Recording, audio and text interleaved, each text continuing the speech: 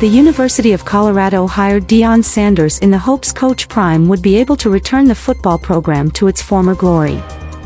He still has plenty of work to do to bring a national championship back to Boulder for the first time since 1990, although that team got some help from the infamous fifth down that played a pivotal role in their title run.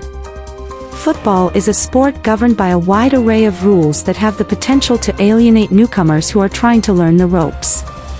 While it can take years to grasp all of the intricacies, the basic regulations are pretty straightforward, like the fact that you have 4 downs to move the ball 10 yards before giving up possession. There are multiple people who are tasked with keeping track of what down it is, and while it's ultimately on the officials to make sure everything is running smoothly, the fact that coaches, players, and fans are all keeping tabs on the action means you usually don't need to worry about the refs slipping up.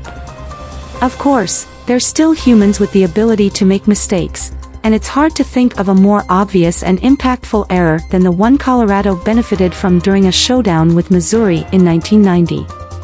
Colorado had finished the 1989 campaign with an 11-1 record and suffered its only loss while playing against Notre Dame for the national championship in the Orange Bowl.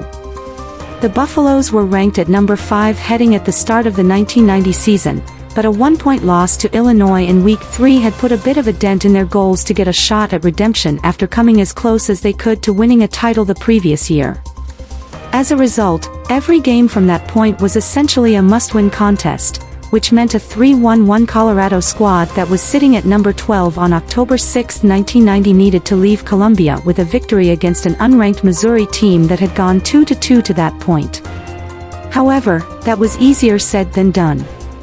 Fans were treated to a back-and-forth contest before Missouri took a 31-27 lead with around 2:30 remaining in the fourth quarter, which meant Colorado needed to drive down the field for a touchdown once it got the ball back on its own 12-yard line after the ensuing kickoff.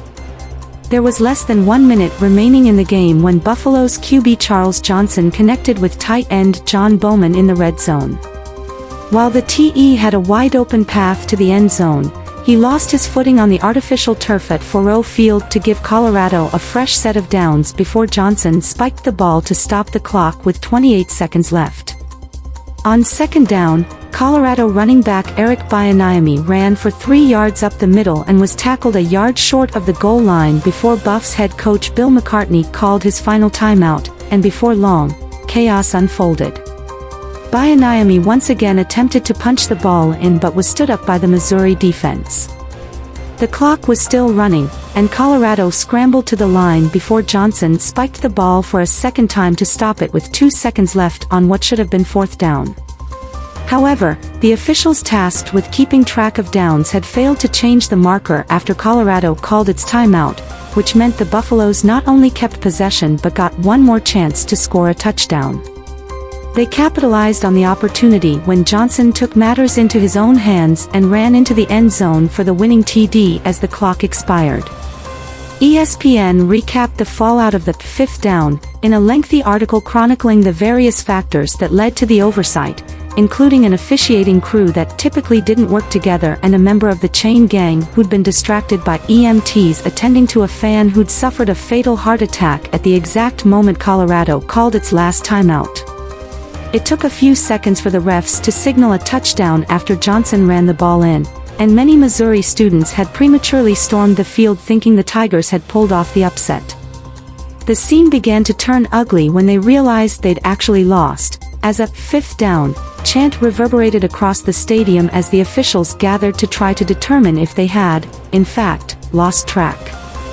They spent 20 minutes discussing what to do before referee J.C. Louderback announced the touchdown stood, but that both teams would need to come back out of the locker room so Colorado could attempt an extra point. Missouri could have theoretically tied the game by blocking the kick and returning it for a 2-point conversion. The Buffaloes opted to take a knee to officially bring the game to an end, and the visiting team and officiating crew were escorted off of the field by police tasked with protecting them from the angry fans who pelted them with objects as they headed to the confines of the stadium. The controversy only increased when replays showed Johnson may have actually come up short of the goal line on the extra down, and while there were calls for Colorado to forfeit the game, a defiant McCartney, who'd played at Missouri, refused to concede the victory. The Buffaloes wouldn't lose a game for the remainder of the season and split the national championship with Georgia Tech after avenging their loss to Notre Dame with a 10-9 victory over the Fighting Irish in the Orange Bowl. All of the officials responsible for the debacle were suspended from working the following week, and 2 of them quietly retired once the season came to an end.